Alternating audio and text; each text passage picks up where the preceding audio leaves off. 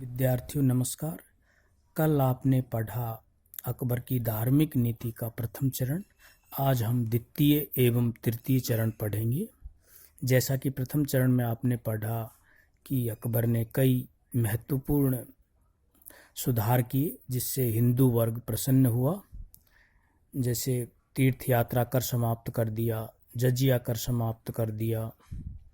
इन सभी कार्यों से हिंदुओं का प्रसन्न होना लाजमी था और उन्होंने अपने प्रशासनिक व्यवस्था में भी हिंदुओं को उच्च प्रशासनिक पदों पर नियुक्त किया, उन्हें मनसबें प्रदान की, जिससे हिंदू वर्ग का विश्वास सत्ता के प्रति बढ़ा।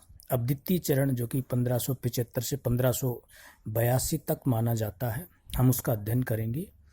अकबर ने 1575 ईस्वी में फतेहपुर सीकरी में इबादत खाना की स्थापना की, जिसका मुख्य उद्देश्य धार्मिक विषयों पर चर्चा करना था। इबादत खाना में उसने क्रमशः मुसलमान, हिंदू, जैन, ईसाई और पारसी धर्मों के विद्वानों को इबादत खाना में बुलाया और इबादत खाना के वाद विवाद के फलस्वरूप अकबर का कट्टर इस्लामी परंपराओं में विश्वास समाप्त हो गया। उसका यह विश्वास दृढ़ हुआ कि जहाँ सभी धर्मों में अच्छाइयाँ विद्यमान हैं, वहीं उनमें बुराइयाँ भी विद्यमान हैं। कोई भी धर्म दोष रहित नहीं है। इस चरण की दूसरी मुख्य बात 1579 ईस्वी में मजहर की घोषणा करना था। मजहर एक प्रपत्र था जो शेख मुबारक नागौरी द्वारा 1579 ईस्वी में लिखा गया था। मजहर के द्वारा अकबर ने मुस्लिम कानून की व्याख्या करने का अधिकार स्वयं ने प्राप्त कर लिया, जो अब तक उलेमाओं को प्राप्त था। तृतीय चरण, जिसे 1582 से 1605 ईस्वी तक माना जाता है, इस चरण की सबसे मुख्य बात 1582 में दीन इलाही की स्थापना करना था। दीन इलाही की स्थापना के पीछे अकबर का मुख्य उद्देश्य पैगंबर बनना नहीं था। विंसेंट स्मिथ ने दीन इलाही को अकबर की मूर्खता का सूचक तथा पैगंबर बनने का प्रयास बताया है, जबकि दीन इलाही विभिन्न धर्मों में सद्भाव स्थापित करने का प्रयास था।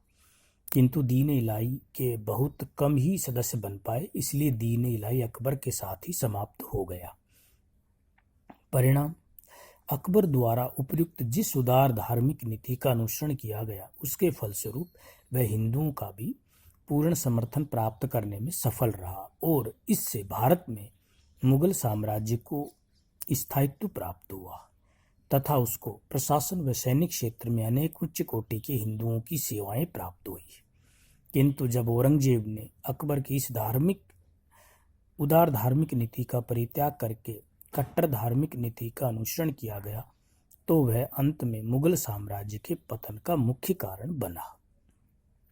तो ये थी अकबर की धार्मिक नीति और उससे होने वाले फायदे। अब हम अगले वीडियो में पढ़ेंगे मुगल मनसबदारी प्रथा। धन्यवाद।